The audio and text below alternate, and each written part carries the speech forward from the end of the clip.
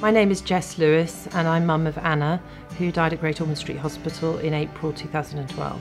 My daughter Anna was born in 2011. When she was 11 months old, she had a seizure, which came out of the blue. She was diagnosed with mitochondrial disease and she died at Great Ormond Street Hospital 2 weeks after that. My name's Heather Crowson and I am Caden's mum. Hypoplastic left heart syndrome is when only one side of his heart was working. When he was 4 days old, he had open heart surgery at Great Ormond Street.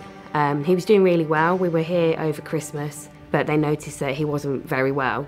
And then at exactly 10 weeks to the day after he was born, he passed away of a heart attack in Great Ormond Street. Michael Walker, and I live in London. I had a bed boy on the 7th of July this year, and he was Elliot Joseph Walker. After 2 days at home, he stopped breathing, and we were quickly transferred to Great Ormond Street, and it turned out that he had a condition called OTC deficiency, which is a urea cycle disorder, which effectively means that his body couldn't process protein, and he died.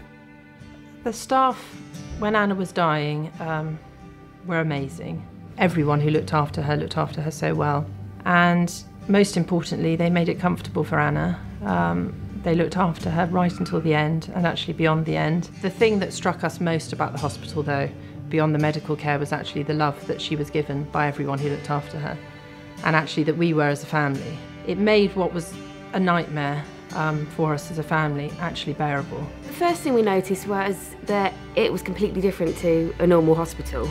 It didn't really look like a hospital, it didn't smell like a hospital. There were things for my older son to do. He was able to play with a play specialist, and because we were able to stay in parent accommodation as well, which was fantastic, we'd often ring up at 2 or 3 in the morning just to, because we would just be awake then, and we'd always get an answer, and we could go in if we wanted to see him at that particular time of the morning as well. We were blown away by the level of care that he was given. We wanted to almost contain Elliot's memory to the hospital to a large extent, because that was where he lived the majority of his life. We wanted to set something up which would mean that people could do something for us and for Elliot and for other children in Elliot's position. So we looked into setting up the Bright Futures Fund. When Anna died, we decided to fundraise for Great Ormond Street Hospital pretty much straight away, and we set up a tribute page on the hospital's website. As the donations started coming in, the charity contacted us to ask whether we would like to have a Brighter Future Fund, and explained that it was an in-memory fund. It was actually set up by Great Ormond Street itself, and now every time I hold an event, I just add another page to it. And I think we've got 8 or 9 pages on there at the minute. So every event that we do, it's just on Caden's Brighter Future Fund. Like, we've just held a coffee morning, so that's on the Brighter Future Fund as well. We wanted to give them something very immediate for them, which enables people to let you know that they're thinking about you. We've raised £17,000. We are £8 off 16.5, I think. We've raised just over £96,000.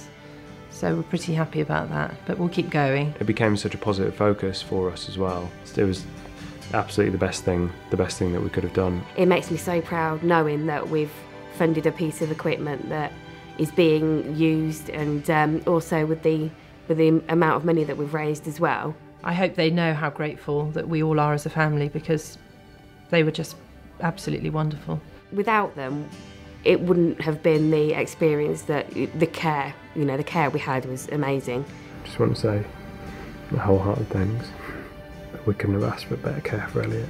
Thank you so much for everything you did for him. She only lived for 14 months, but what she's achieved in her lifetime, I think, is incredible. And having the Brighter Future Fund in her name means that her legacy will live on.